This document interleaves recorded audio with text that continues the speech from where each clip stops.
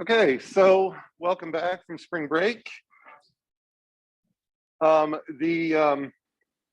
think coming up here this next weekend, there's, of course, there's a Muddiest point as usual. There's the Concept Check 5 and Muddiest Point 4 are coming up here. And then your member, so those are, I think, all due on Sunday. And then I think I do on Saturday, your team member elections. So I think about half the teams have been submitted already, and some people have submitted their kind of one-line choice for what they're going to be doing. So if you're having trouble finding a partner for the team, then again, there's that spreadsheet that I've linked from in one of the announcements. You can kind of go to that. Some people have been posting on Ed Discussion looking for partners, so you can do that. You can post on Slack, so feel free to make use of those resources. There's also, I've made available the people inside Canvas, and so if you click on that people link on Canvas, you should be able to see everybody else who's enrolled in the class and contact them through the Canvas messaging system if that is preferable to you. So, so that's, I think, the announcements here. Let me see if I can turn on one more light. Okay. All right, so any questions about that? The Muddiest Point 3 submissions, again, I extended the availability, just give everybody a little bit extra time to smooth things over until Wednesday night. So I've seen a lot of really cool submissions there. Keep it simple, just you can pick 2 optimization objectives and implement one of the many multi-objective genetic algorithms that we talked about.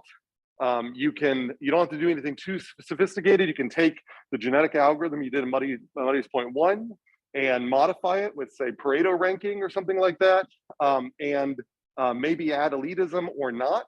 I mentioned in an announcement about if you're noticing that you're getting these sort of locally Pareto solutions, and by locally Pareto, what I mean by that is if you were to draw your optimization objectives with F1 here and F2 out here, you might find that you get, if you know what F1 and F2 are, you could plot a parametric plot of them, and you might get something that looks, I don't know, like this. And so that would mean that if you plotted every single point on your, if this is F1 of X and F2 of X, then you would get a curve, a parametric curve that looked like this funny looking intestinal looking thing. And what's interesting about these sorts of curves is that that you can get these kind of locally Pareto points, like areas like this one over here. So this little curve here, if none of this existed, then these points, the Pareto frontier you kind of expect to be up here. But the real Pareto frontier, if we're maximizing both of these things, is up here. So a lot of times what will happen is the Pareto optimal algorithms will get stuck in these sort of Pareto traps where you'll get a couple of population members that will stick around over here because it looks kind of locally Pareto. And but then a couple of them will end up actually jumping and then finding the real Pareto frontier up here. And so if you've got these sort of elite solutions that you're keeping track of, then these points here will dominate these points here, and these ones will get kicked out of the elite set, even though they might be left in the population set, because these ones here will end up outranking a lot of points over here. So depending on how you're doing your kind of ranking, then these ones maybe aren't enough for the selection to get rid of them, so they kind of hang around. That's what I mean by kind of locally Pareto. But if you're keeping track of these elites and you're making sure your elites are always non-dominated solutions, these are dominated, so they get kicked out of the elite set. So if you just report your elites back, you only get these. So I'm not saying you have to implement elitism in your algorithms, but if you implement a simple multi-objective optimizer, I'm just saying, look at the results. So if you plot this result here, and you happen to see that like this, you get a lot of points up here, but a couple that are kind of stuck back over here, just mention that I didn't implement elite, or the elitism isn't implemented in this algorithm. One way to get rid of these dominated solutions is to use elitism to guarantee that the solutions given to the stake or the user are all non-dominated solutions. And that would be a fine thing to do. Yeah. I didn't have a case this extreme with mine, but what I decided to do for elitism was just like, because I only had 2 objective functions, just do like a nested for loop that would go and see if anyone's bigger and kick it out if it's not. Is there a better way of checking? Like if it case like you have like 10 objectives, I'm sure that 10 nested for loop would not be the most optimal. Right. So this kind of the question of what's the most computationally efficient way to check for that your non-dominated set is truly a non-dominated set, and without getting into building a more sophisticated data structure that has insertion operations and removal operations, then the best you can kind of do is sort of this kind of n squared forward sort of thing where you say, well, for every member in the set, I'm going to compare to every other member in set against every objective function.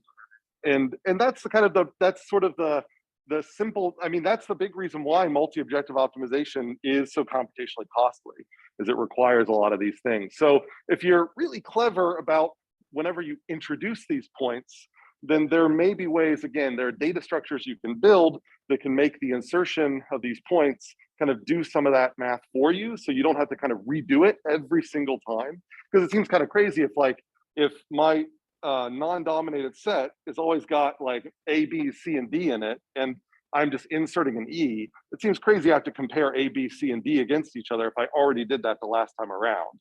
So there are ways you can optimize that, but I'm not too worried about that right now. But that's a great thing to comment on, that that practically speaking, if you were to scale this thing up to a much bigger decision space with a much bigger population, then that would become sluggish, to finish these algorithms. So one thing sort of to mention there, you don't have to implement elitism, but it's great if you want to comment on it. I do recommend that for these multi-objective ones, it's great to plot this one in criteria space. It's also a good idea to visualize the Pareto efficient set, not just the frontier. So I recommend also plotting, if you're only doing, this really only works if you're only doing a one-dimensional decision space, which is kind of boring, but at least for the purposes of learning how to use these algorithms, it works okay. If you were plotting both your, say, F1 and F2 on the same axes, then if you plot these together, you might have F1, it does something like this, and then you may have some F2 that does something else. And so then the idea here, it'd be great if you were to plot then either indicate on the x-axis where your Pareto efficient set is. So we could say that, for this one, I don't completely know, but let's just guess that it's, this region here. Maybe, something like this. So you could imagine plotting your population just on the x-axis down here so that I can see that it's this region here. And it might actually be peppered all over throughout here. It doesn't necessarily have to be a contiguous region. And then another nice thing to do, instead of or along with, is to actually plot them on the functions. And so you can imagine then plotting the points on top of these curves, and then maybe on the other curve as well.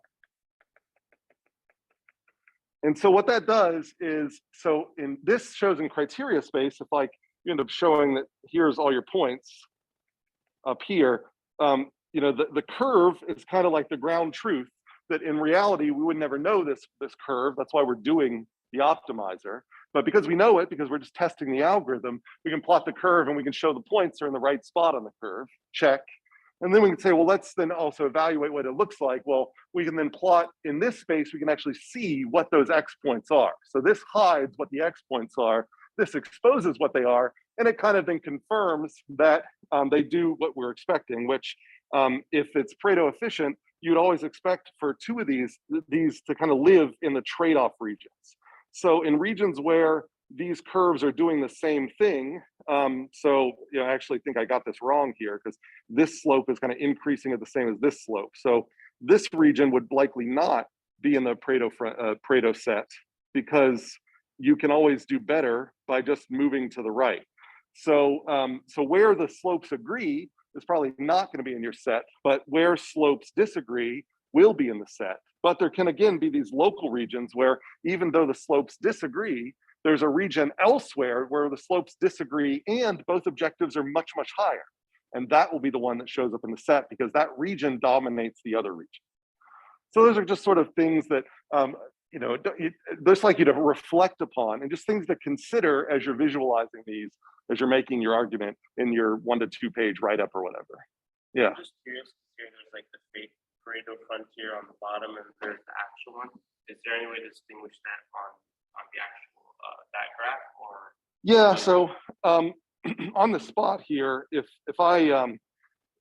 I knew I was going to do this ahead of time, if I'd planned this out better, I would have come up with a better example. But this sort of situation is going to be something like you would imagine, say, if I had a curve that maybe did something like this, and another curve maybe down here that did something, I don't know, like this. Then the idea here is that this, maybe I'll highlight, this region here looks to be like it might be Pareto optimal because it's in a trade-off region. But this region up here is in another trade-off region. But if we're trying to maximize both curves, the function here dominates the function down here. So like they have opposite slopes, but greater function values overall, which is what makes that one the higher. That's right. So yeah, so the statement here for those online is that these up here have opposite slopes, but the absolute value of these functions is greater than these. And so all of these points dominate all of these points. So, so we would expect these, because they're dominated, will get kicked out of the non-dominated set, but these would maybe not be dominated.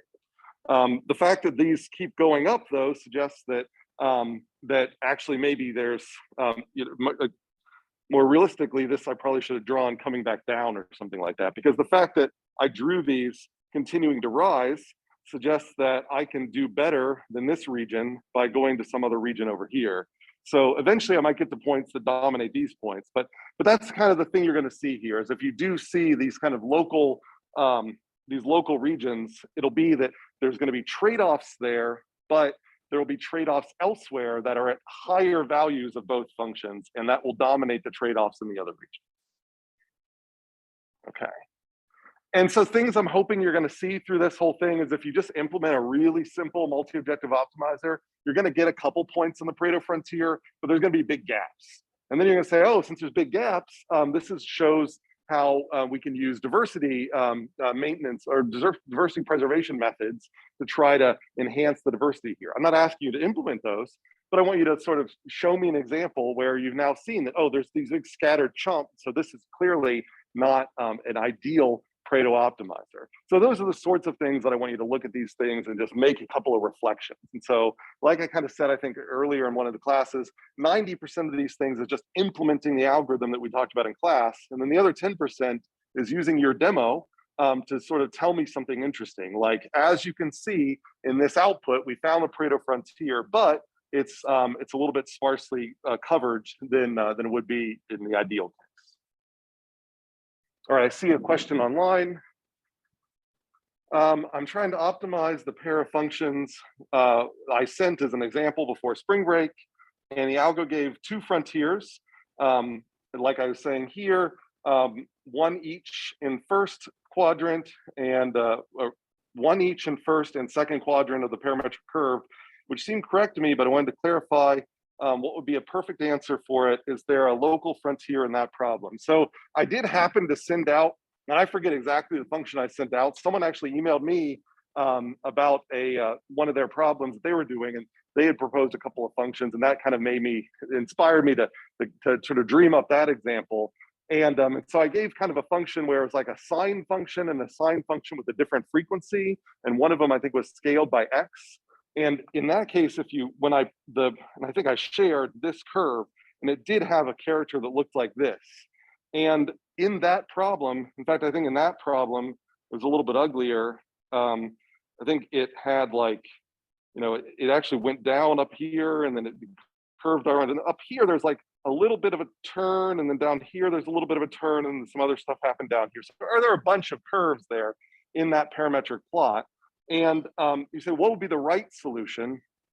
And so part of the exercise is sort of figuring out that kind of for yourself. But I would suggest that the right solution you know, you have to think, well, if these are two functions, F1 and F2, and it's better to be higher in both F1 and F2, then when I look at this, I'd say, well, definitely this point, that's highest in both F1 and F2. That's gotta be a good one. There's no way that's dominated by anything. So that's definitely the non-dominated set. And then you can kind of climb back around there and say, well, really anything in this upper group here is, it's sort of trading off between F1 and F2, but all of those decision points there, those ones are also not going to be dominated by anything down here. So that's probably definitely in the non-dominated region. But what's tricky about this one is that actually I think there were points down here that also are non-dominated. And so there are points that are way lower in F2, but are so high in F1 that they also would be in the Pareto frontier. And so this Pareto frontier would actually have a big gap in the middle of it on purpose. So, so this is one of these cases where if you don't have two nicely convex utility functions, you get this really ugly looking thing that is the parametric plotter. It's sort of the feasible solutions. And then you can get a pretty ugly looking Pareto frontier where you get these kind of hidden ones out here where the way you would reason about this, you'd say this point out here would be, if you really care about F1, then you probably would pick this point. If you care mostly about F2, but a little bit about F1, you pick one of these points up here. And I would say probably in this little drawing in here, the Pareto frontier would probably be these points, maybe a couple of points here, and maybe a couple of points down here. Although the way I drew this looks like it might be dominated by some of these points.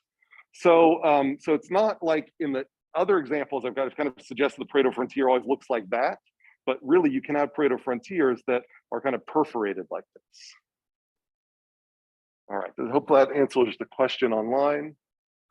It's weird that this didn't pop up that chat too.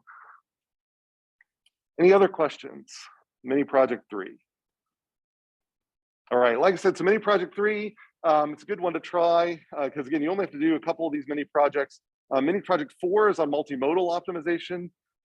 Maybe even more sort of straightforward than mini project 3 because it only involves one optimization objective, but you want to pick an optimization objective with lots of points, and then you'll probably want to then show off an algorithm that makes use of fitness sharing or something like that, that really shows like, it'd be cool for mini project 4 to implement an algorithm with and without fitness sharing. And then you might find that with fitness sharing, you get clusters of points on every optima.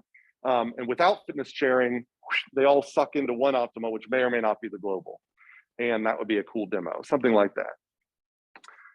All right, so any other questions about mini projects, whatever? I also see a response online.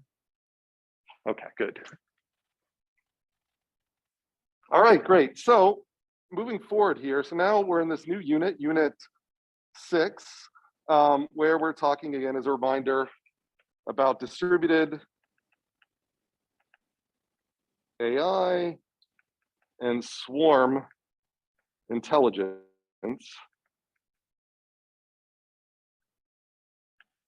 We're mainly focusing again these kind of optimization examples here.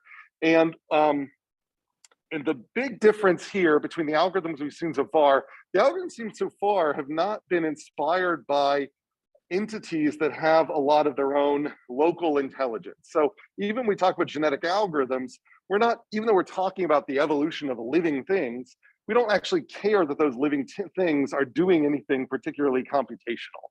We just care that those living things can be evaluated as being good or bad, and we can reshape the population of those living things. So we look at the population, we say, you're good, you're bad, the bad ones we get rid of, the good ones we amplify. Similarly, with simulated annealing, it's just, it's a state of matter, and this state of matter is lower energy than this state of matter, and so we hang around that state a little bit more. We're not actually talking about things that are sort of, we're not inspired by things that are individually making any decisions. Now, in these set of algorithms, we shift our focus to the inspiration on things that are making those types of decisions. And so we start thinking about things like ants, like bacteria, and like flocks of birds. I see a question that came up online.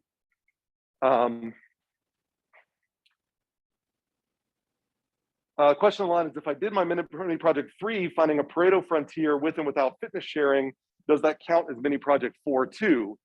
Here's what I'll do for you, is that I could definitely see how there would be overlap in implementations from 3 to 4.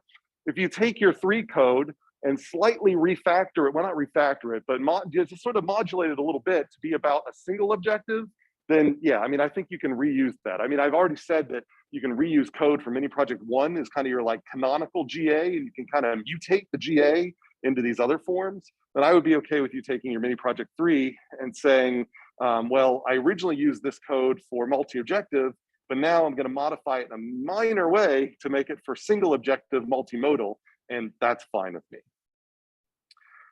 Okay, but then you have to write it up as such. So you write it up as a multi-objective and not a as a multimodal and not a multi-objective.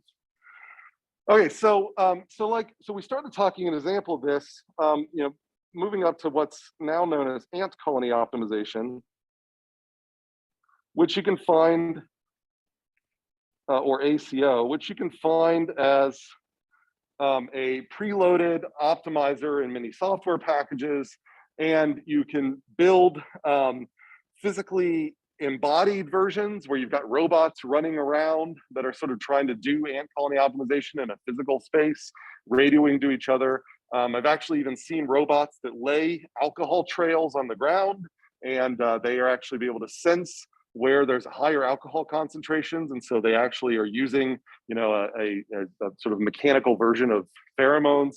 So ant colony optimization was built for originally for discrete optimization. So in other words, combinatorial optimization.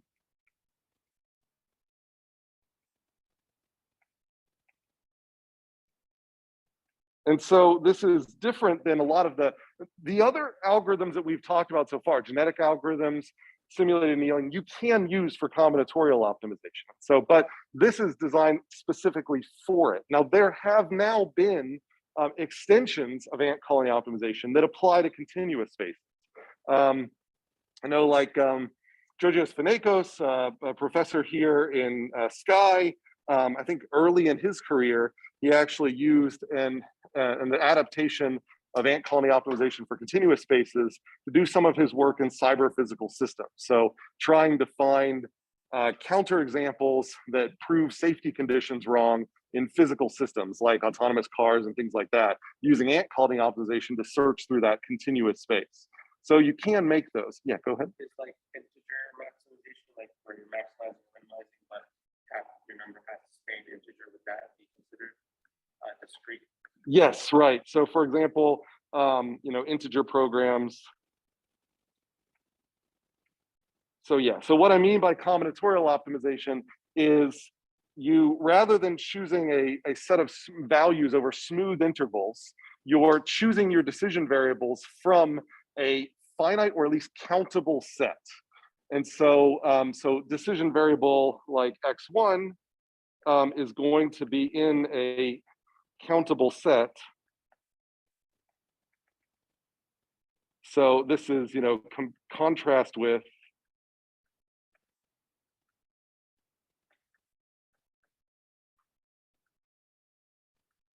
a continuum. So there are finite, so at least for ant colony optimization, we're going to assume there are finite options. So let's say here, at least for simplicity, assume finite options for simplicity in ACO. All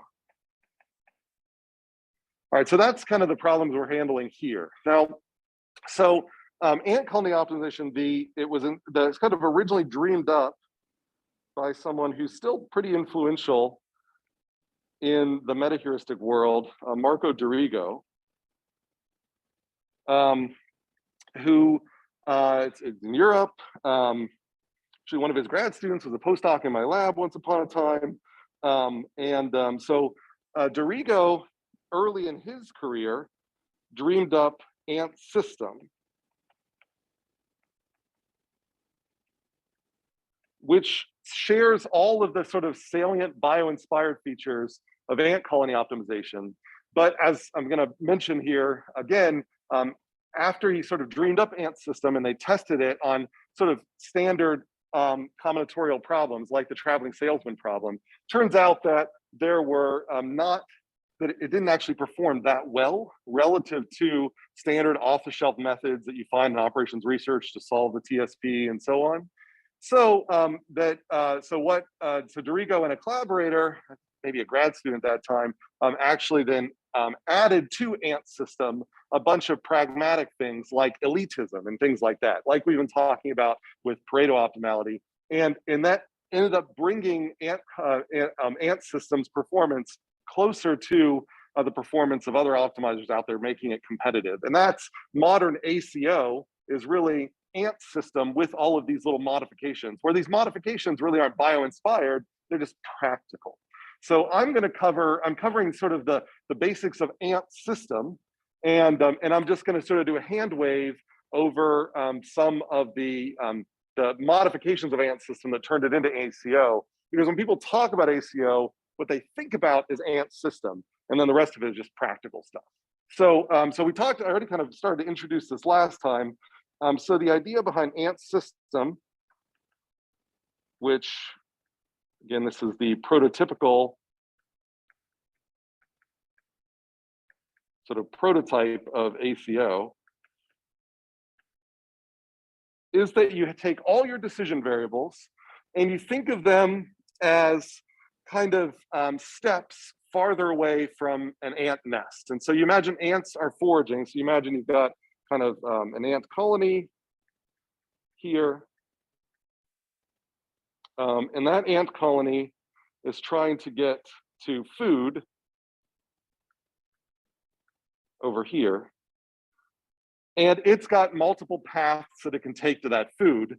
And they want to find the shortest path to the food. And so they could be walking over. There are ants like these little cute turtle ants that you find in Central America that walk on tree branches. And so in that case, an ant actually can't choose over continuous space where to walk. It comes out from they live in little cavities. And so you can imagine coming out of your cavity on a tree trunk. And then at that point, you can only go up the tree trunk, and then you hit a branch. And you can either go that branch, or you can keep going up the trunk, or go another branch. And then that branch branches again. And then eventually it kind of flirts with the branches of other trees. And then you can choose to go in there. And so you imagine there's a bunch of these discrete options you can make as an ant to say, do I go left or right? Do I choose one of these 5 branches? Which one do I choose? And so eventually they find a food source, and they would like to choose the shortest path so that they can get that food back to the nest as quickly as possible. That's kind of the picture that we're having here. So pardon me, like, so it's like a neural network, like the actual path that it creates, or the collection of paths. Like that. You can think of it as a network. So I don't want to go as far as say as a neural network, because it's kind of loaded on what we mean by synapses and things like that. That stuff we'll get into in a future unit, but it is like a network. So it's almost as in there are ants, again, like these cephalotes turtle ants in South America or in Central America that find the optimal subgraph of a graph. And so you've got a bunch of different ways to get from point A to point B across this network of nodes, and you want to find the shortest path across that network. And so here, what are the branches and things like that? Well, you lay all your decision variables are kind of like decision points farther away from the nest. So I've got my decision variable x1, x2, x3, and so on, all the way up to my, and I just should probably go with the notation that I've used before to keep consistent. So I'm going to use capital N for my number of decision variables. So there's N decision variables. And they're discrete. And what I mean by that is that for each one of these, there are a finite number of options. So, so I could have, for some reason I called my decision variables V in my notes. So I guess I'll just call them X and then just transpose in my head as much as I can. So there are then different values. So x1 could have one value, x1 could have a second value, x1 could have a third value, all the way up to some max number of values for x1. So I'll call it x1 d1, where d I is the dimension of variable I. Oh, that was supposed to be an is. So x2, similarly, maybe I'll draw it this way, x2, 1, x2, 2, all the way up to x2, d2. And I could go down through this so that I eventually have xn 1, xn 2, to xn dn. So each decision variable, that's another dimension. So each dimension has a certain size, a certain number of options, and I need to choose among those options. And so what Ant's system so Dorigo kind of looked at this and thought about these ants picking out an optimal subgraph and said, this is, if I really think about it, every decision vector, every candidate solution is a potential path through this network. So I could take a path from the colony. If I were to highlight this, I could go from the colony to this point, then to this point, to some other point over here, some other point over here, down to here, and finally to the food. Or I could go from the colony to some other point, maybe back to the same point again, down to here, and then finally to the food, and so on. So, so you could imagine that every candidate solution is a potential path through this graph.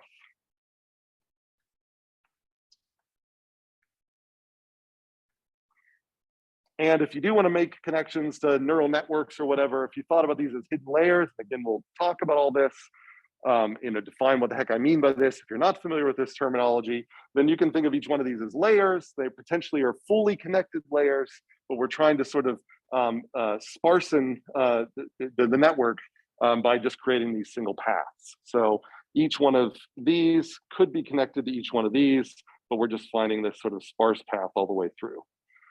So each one of these paths, what Dorigo sort of realized is that each one of these candidate solutions can be evaluated in terms of a fitness function. So you can say, well, I've got some function f, and I've got my vector x here, which evaluates the quality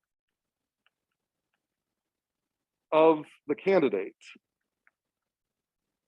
Well, similarly, if I'm thinking about ants in physical space, the quality of their discrete choices is like the length of the path. And so, so the idea here is that if maybe there is some way for us to equate the length to the quality in our virtual space with the kind of length of these paths in the physical space. And so where we can somehow shrink the distance between things if it's a high quality solution that makes use of it, and expand the distance between things if it's a low quality solution. Yeah. That X vector representative all the X's in this matrix, or is it just a single X for each row? Well, that X vector is meant to be, so each one of these is thought to be a scalar. So these are my scalar decision variables. Like the X1, X2. Yeah, so these are scalars. And then my X vector is just meant to be all of those combined into a vector. All right, so that's kind of the idea here. As he said that I know ants lay, how do ants work? And they said, well, ants lay pheromones.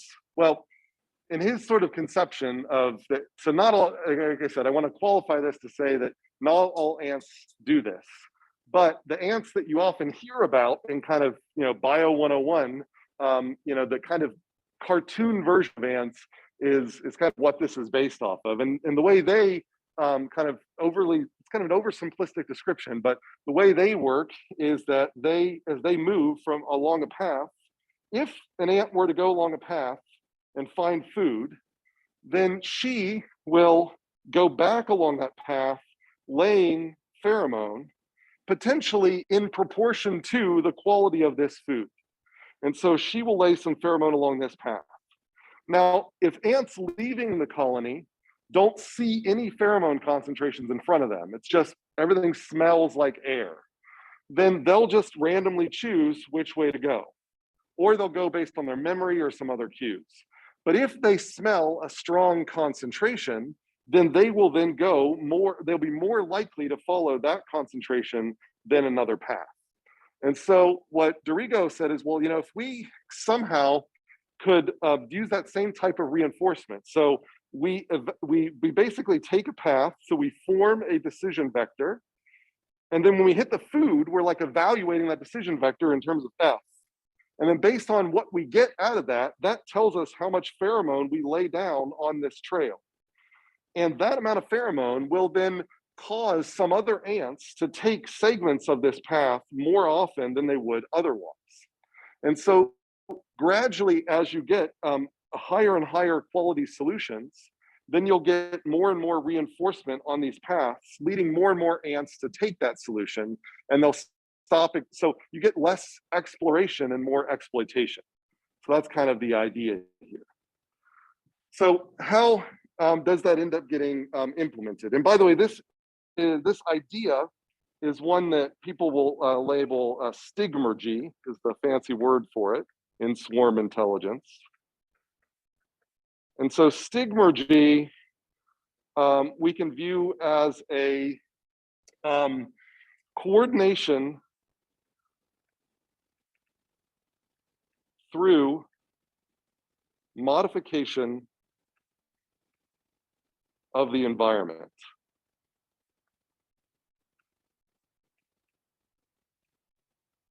So at no time are ants communicating directly with other ants.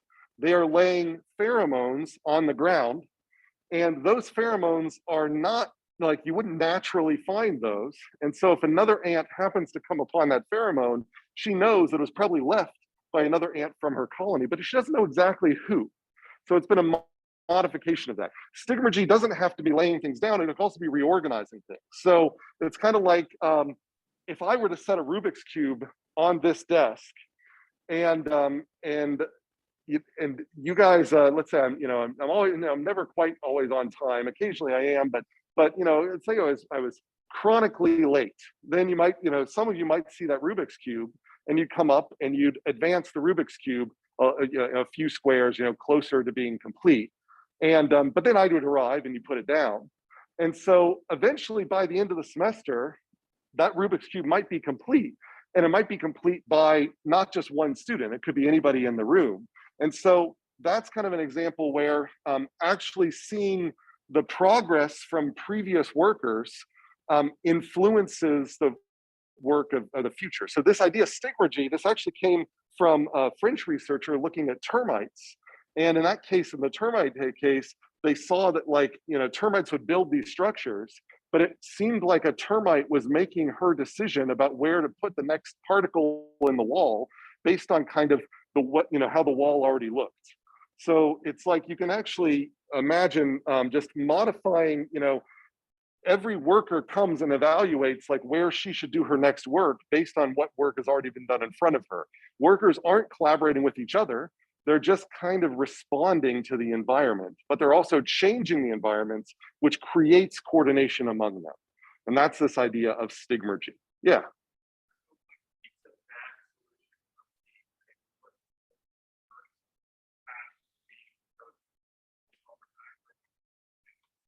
So it's a great question, is what keeps a bad solution? In other words, what keeps the first solution found from being reinforced and just taken? And that's a great question. What we're going to see here is that there's going to be a decay rate of these pheromones, and that there's going to be a constant battle between discovery and decay that allows for intermediate solutions to be found but makes them not quite strong enough to dominate the attention of all of the other ants so that others can keep exploring. And if someone's happened to find ones that's so much better, then that concentration will be so much stronger that more ants will be attracted to it. The other one will decay away, and then you'll end up getting a reshaping of this.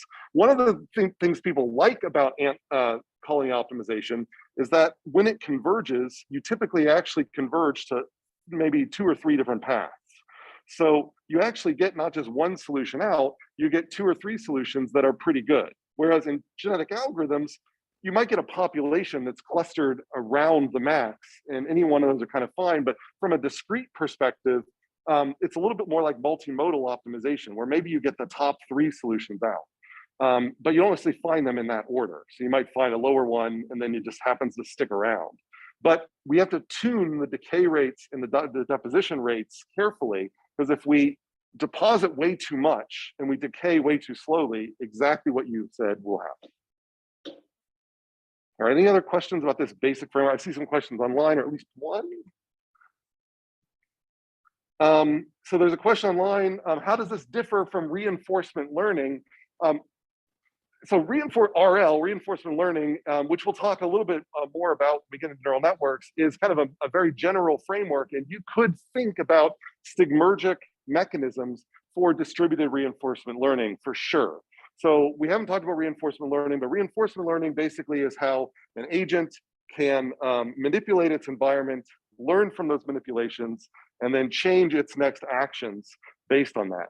Reinforcement learning generally, usually the agent has more of an idea of what's right, and the agent is really more concerned about what that agent is doing and wants to optimize that agent's behavior. In this case, it's still kind of like that, but there's this kind of more distributed feature, and the agents aren't like, usually when we talk about reinforcement learning, we talk about an agent updating a map in its head for which actions are correct and incorrect. Here, the ants aren't really, these ants are memoryless. Like each one of these individuals is just responding to her environment. So this is a little bit like reinforcement learning, where you're actually painting the action space in the physical space. It's as if it's instead of a reinforcement learner being plastically deformed, the reinforcement learner plastically deforms the environment around her and then uses that to make her next action. So it's like distributing your memory into space as opposed to actually updating a table in your head. And so we'll get to more about RL later, but I do think it's a great connection to make, is that this definitely has a strong relationship there. The other question online, what happens if a new, richer source of food pops up over time? Will be caught in a trap. Traps is in fixated on what used to be the best source, but not anymore. Great question. Ant colony optimization is designed for static optimization problems. And so it's meant to sort of find the kind of solution. Now, I just mentioned decay rates and deposition rates. If you adjust the decay rates and deposition rates just right, then it's possible that you can actually make this work in real time to try to track, by different food sources. This would mean sort of like, a fitness objective that changes over time, a function here that sometimes this path is best, and then other times this path becomes best later. And it's sort of like reinitializing the algorithm. Ant's system is a little too slow to really be designed for tracking, but you can modify it a bit. So for example, if you take Ant's system and you perturb their decisions to be a little noisier, then the amount of noise you add can actually make them track things faster if you change this optimization objective. But if you go back to a static problem, then they won't end up converging to one solution as readily as they did back when they weren't quite as noisy. So the idea of tracking is sort of a tangential subject here, but it's definitely a good one. And ant colony optimization can do some tracking. You might have to modify it just a hair to make it really work well, but it's really designed for static. So where this F doesn't change over time. All right. So I'd like to get into the kind of the guts of this, but any other clarifications? I don't see anything new there. Okay. So how do we end up doing this? Okay. So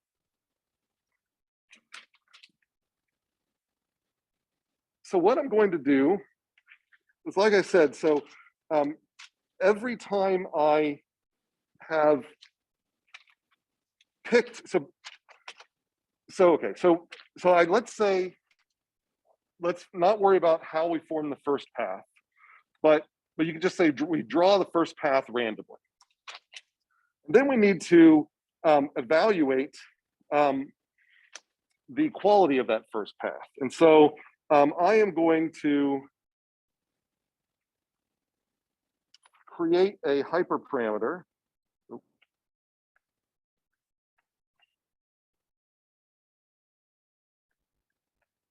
Q, which is a quantity, we'll call it a max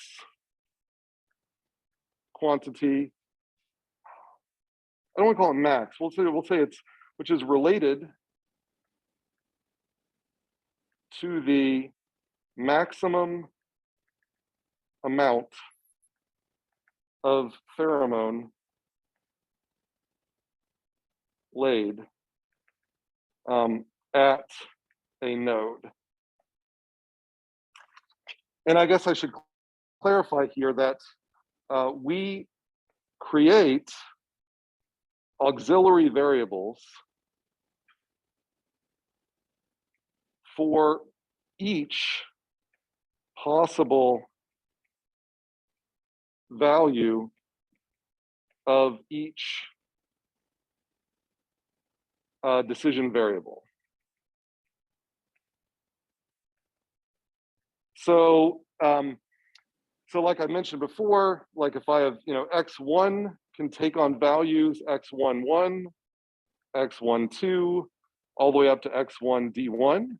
Well, then we are going to create auxiliary variables called v11, v12, v1 d1, which are going to represent how much pheromone currently exists at that node in the network. So these here are going to be accumulators of virtual pheromone.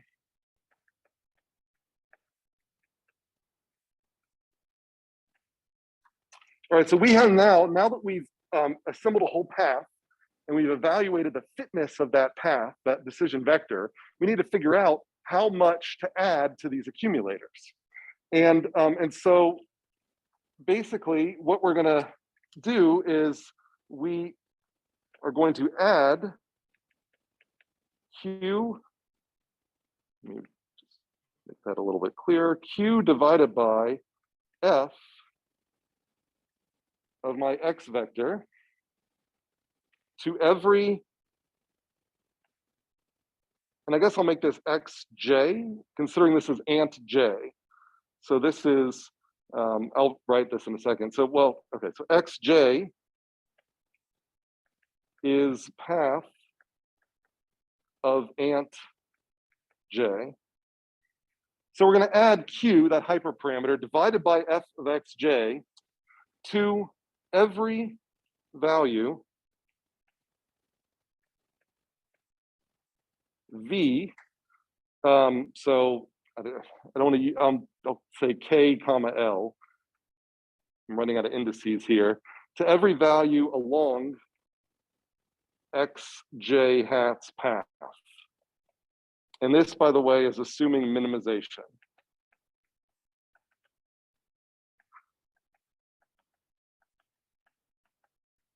Of F.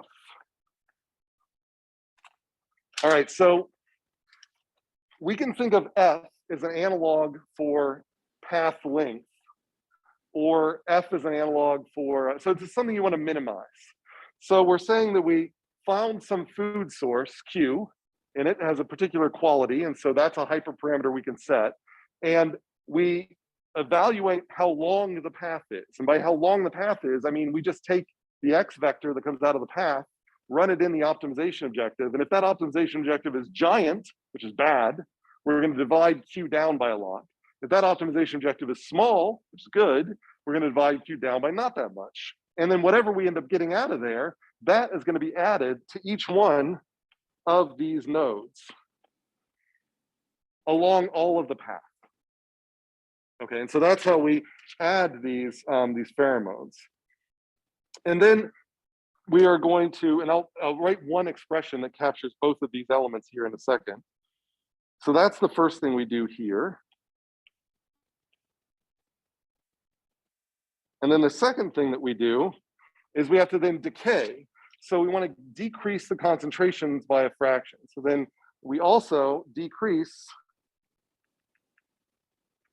concentrations at every node by a fraction.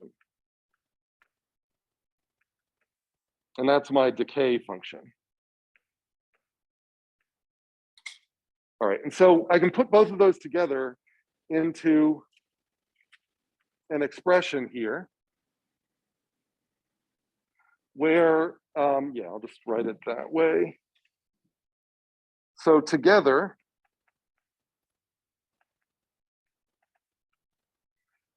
what we've got is this is the concentration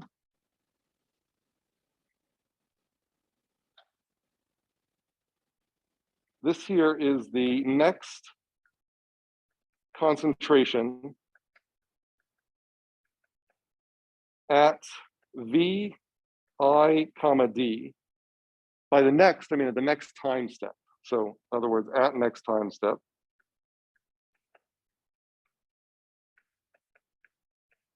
And that is going to be equal to, first I'm going to write the decay function just because it's easiest. 1 minus rho times the previous. So that's our decay. And then I'm going to write the reinforcement. And so this reinforcement is going to be added up over all of my M ants. So I'm going to do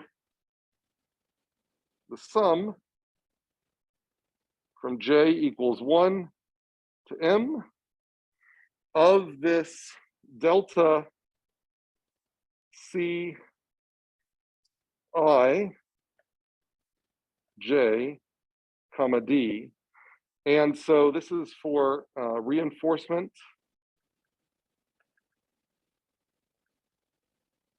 from M ants.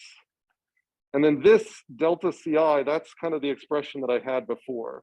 So that's the delta CI D for ant J is the thing where it's Q divided by my F function X J, where this is the path taken by ant J, and this is the hyperparameter.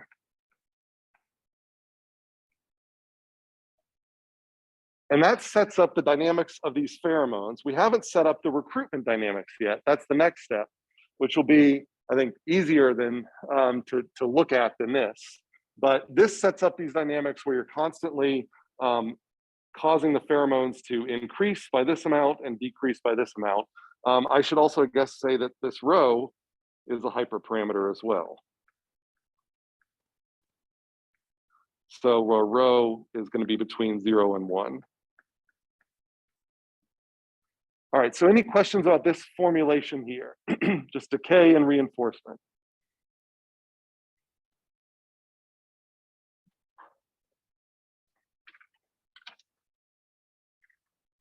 So once we've now created this matrix of pheromone values in this V matrix, what we want every ant to do is in the next round, when it draws its next decision vector, it is just going to look at all of these V's, and we want it to probabilistically choose the nodes along these V matrices based on how much pheromone is on them. And so this is going to look a little bit like kind of a proportional selection type operator. So the idea here is that, so in the next generation, I'll say next iteration, I could say iteration or generation, then basically ants choose node I, comma D with probability, which I'll write as P I, comma D, equal to the concentration at I, comma D to some alpha hyperparameter times another hyperparameter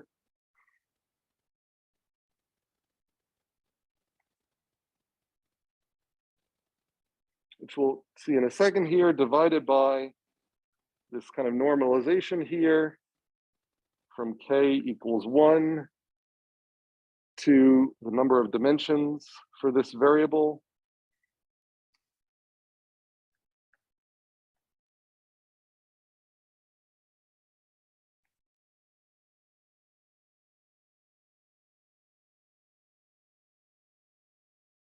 And this is so these are the dimensions. So we've got D goes from 1 to D I, and I goes from 1 to N. So this is the ant stepping through each decision variable. So when it goes to the first decision variable, it basically flips a weighted coin, sort of or rolls a weighted die, where the sides of the die are the different options, and the sides come up with this probability where we've got these different parameters here. So we've got alpha, beta, and these kind of whatever eta, I guess. These are all hyperparameters shaping response. So like these, so like, so what do I mean? So like this here, you can, these are a little bit like similar to Bayesian priors or Bayesian priors. So this helps you bias solution outputs. So in the simplest version of this, so simplest, you just set NID equal to 1, and it doesn't really matter what you set beta equal to, and it's just based on the concentrations. So what this allows me to do is I can say, I think this is a good path, and I can encode what I think good paths are by these eta values ahead of time. So I can kind of say that like, if all of these probabilities were the same, if all of these concentrations were the same, then the choices would be driven entirely by these eta values. And so that kind of gives me a background, like I said, it's kind of like a prior distribution on these paths. But then over time, if I get really good quality solutions on another path, then I can actually then defeat the strength of these by the concentrations becoming very strong. Now, if I don't know ahead of time, then these guys just fall off, you cancel this stuff out, and it's just this thing here. So the simplest case is, I'll just sort of maybe put a dash around here. And this is sort of the simple case.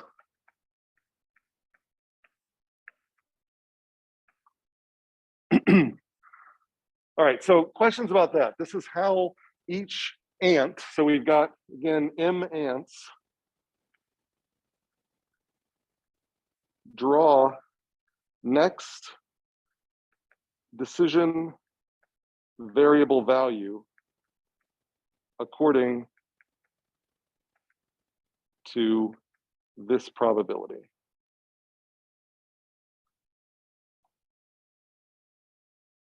All right, I see a question online. Okay, that was the same one as before. Does that make sense? Yeah. What's the purpose of Oh, right. So this, so these, like I said, both of these are shaped parameters. So this is a little bit like tuning selective pressure, because it's true these concentrations are always positive, but you want to say sort of like, how sensitive am I to small differences in concentration? And that's what this alpha does. So if you make the alpha kind of like really big, then if the concentrations are not that different, it will, you'll still end up, small differences will lead to more recruitment. If you make alpha very small, like imagine alpha equal to 0, then you become totally insensitive to concentration. Same thing with beta, but we're acting on the kind of bias values instead of the concentration. Great question. Thank you for that. I meant to say that. Any other questions about this?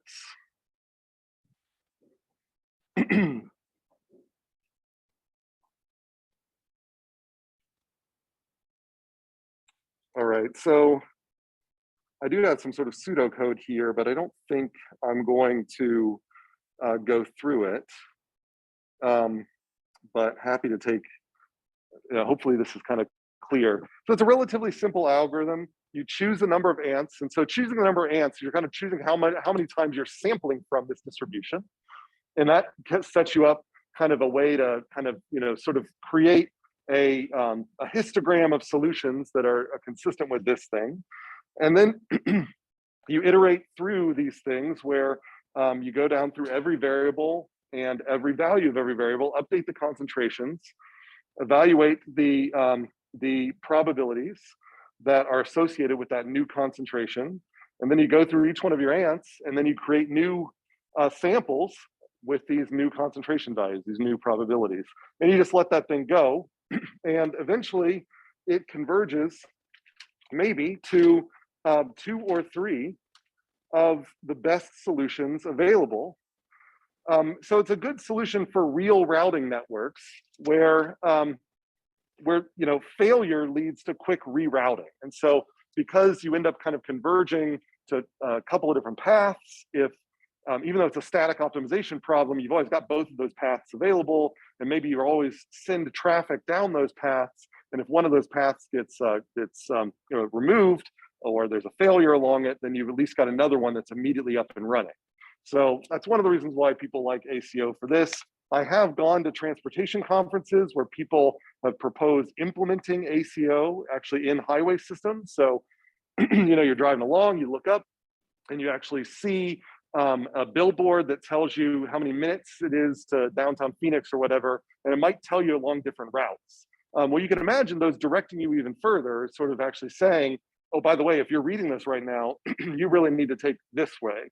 And if you're reading this right now, you should take it this way. Or you could actually, I think it would probably be cognitively not so great, but you could put percentages up there. Like, we think there's a 75% chance you should go, should take Elliott, and there's a 25% chance you should take Ray Road or something like that. And so you can imagine actually, treating individual drivers as ants, and then the pheromone concentrations get laid down by the transportation infrastructure, because as they're driving by, the traffic. I don't know if you know, but like even your phones, if you're driving around with a Bluetooth device, in the traffic infrastructure can actually watch your Bluetooth devices go by, and so they can actually keep track of, like, even though they don't know who the Bluetooth device belongs to, they can actually keep track of traffic flow that way. So there's all sorts of cool metrics built into the infrastructure system that can actually be used to implement these sorts of things in physical space. Whether they're actually being used that much, I don't really think. I don't know if, at places like Singapore, where they're really innovative and try to do kind of crazy things with their traffic, I can see them experimenting with these things. I don't know of any major high scale version of people using this, but I've definitely seen it proposed multiple times. All right, so as I mentioned before, Ant's system initially had kind of poor traveling salesman performance, and so is tweaked by DeCaro, so the collaborator of Dorigo's, and that's where we got ant colony optimization. And like I said, they added things like elitism. So here, notice that all your solutions from the previous generation are wiped out in the next generation and just redrawn. So you draw new random solutions every generation. And that has costs, right? I mean, that you can just drift away a really good solution that way. So you can imagine adding elitism in here, where if it's a really good solution, you actually keep that path, in the system. And there are different ways you could imagine doing that. And that's kind of what they did with ant colony optimization. Those type of practical things that made it so that it would keep kind of moving. You kind of want an optimization to be a ratchet effect, where the next generation is always better than the previous generation. And that's kind of the stuff that they implemented as they moved from ant system to ant colony optimization. All right. So in the last few minutes of class, I just want to introduce bacterial foraging optimization, which is an extension of these types of ideas, so it can more continuous spaces. So before I move on, any final questions about ACO? Let's see, I think one more here. Question on significance of alpha. I think I covered that earlier in class here.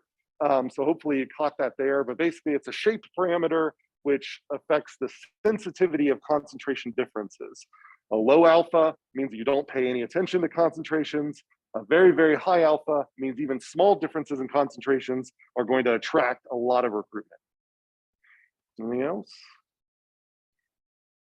All right, so to flavor our discussion going into next time, I want to introduce bacterial foraging optimization, which I'll call BFO for short. And so ant colony optimization was sort of built around the idea of social information driving a population to good solutions. So the individuals are kind of tools to explore a space, but then after a bunch of individuals have explored a space, they kind of share how well they did, and relative to how well they did, then it changes where those individuals go the next time around. So we're capitalizing on social information to solve a discrete optimization problem. And so, so now I want to think about well, how could we use social information in a continuous optimization problem? And like I said, ACO has been extended to continuous optimization problems, but I just want to show you another type of example. So this is, and this could be used across discrete as well. So this is capitalizes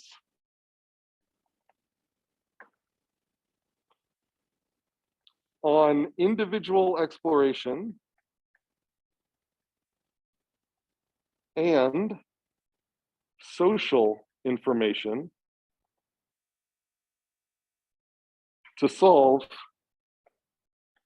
continuous optimization problems, or discrete, but it's really bacterial foraging optimization was kind of built with continuous in mind. And this is inspired by bacteria, obviously.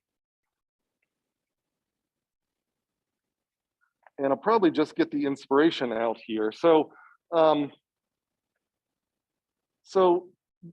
many bacteria, these flagellated bacteria,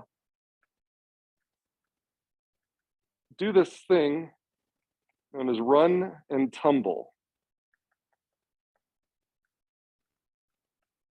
Does anyone have heard here of run and tumble?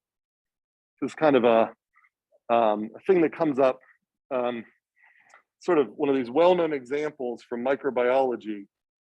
And so the basic idea here is that in each one of these bacteria, and the particular directions here are not going to matter that much, but they've got these little flagella, these little tentacles coming out of the back ends, and they're like corkscrews. And so you can twist the flagella one way or another. And if you twist the flagella clockwise, let me make sure I get although I said it's not important, I want to make sure I get it. So if you get, well, I'll do counterclockwise first. If you twist the flagella counterclockwise, then the flagella kind of coordinate with each other, and they kind of turn into a big propeller. And they move, and they can move in kind of a straight line. And so you get a run in straight line. But if they twist flagella clockwise, then it turns out that they stop being coordinated and they kind of interfere with each other. And the bacteria just start spinning in kind of a random direction. And so that's sort of a random, say, tumble in random orientation. So when you look at these bacteria under a microscope, then what's cool is you'll see that there'll be these short paths where they'll run, and then they'll be punctuated or interrupted by a brief tumble where they'll flip into a different direction, and then they'll move in another straight path. And they keep doing that. So you get this kind of like, they move for a while, and they move, and then they move. So they're kind of like, we're going in this direction, this direction, this direction, and so on. So they get this kind of flight behavior where it's this random walk that's kind of a correlated random walk a little bit, where they just move in straight lines and then move in random directions. So straight lines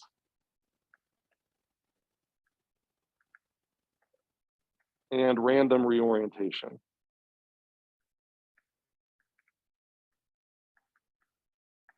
And so what we'll pick up on as we move into next time is, what's cool about this is that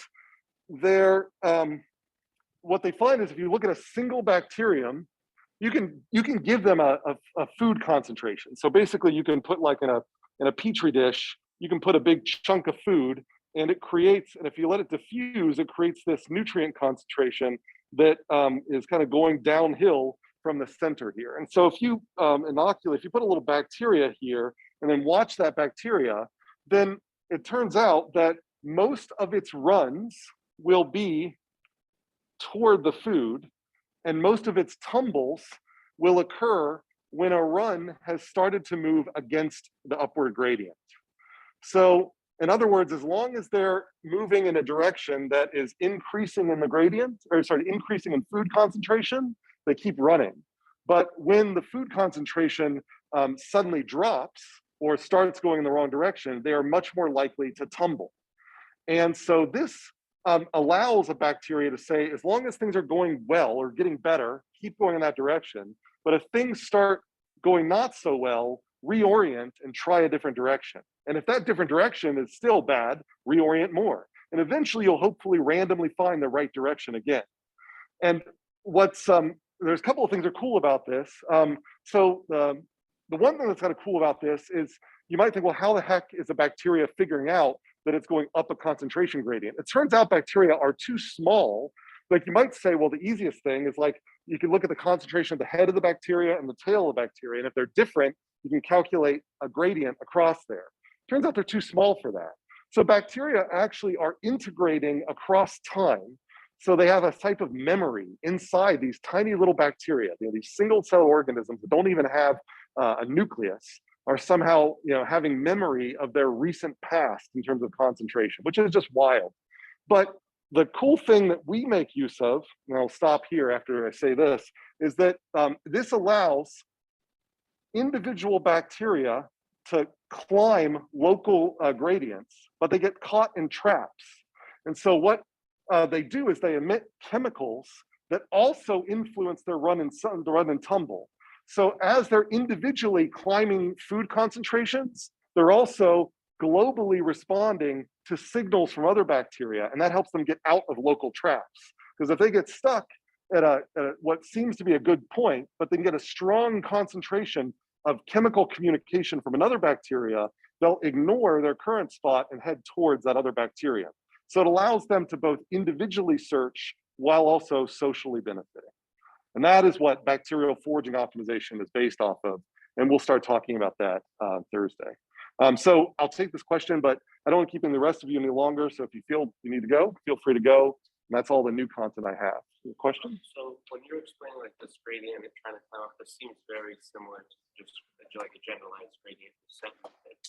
But Well, except you're saying it's somehow the bacteria has no idea about finding the slope there. So you're saying it uses the previous place and then finds where it's at now and then sees if it's higher. That's right. It's as if the bacteria has a memory where it can actually calculate the concentration difference in a time window, not a length window. Okay, well, essentially then that concentration difference over the time frame is like a slope. That's right. That's exactly right. This is like bacteria implementing steepest descent or steepest ascent. Mm-hmm. Yeah. Is it like greedy search? You can think of this as each bacterium is kind of doing a greedy search where it's looking locally to increase, but then it uses its social information to try to get out of these greedy traps. Yeah. All right, but again, that's all I got for again. I don't want to keep you guys any longer, but we'll pick up where we left off here on Thursday. Yeah, Thursday. So any questions online? Looks like the last question was about alpha. If not, that's all I've got for you today.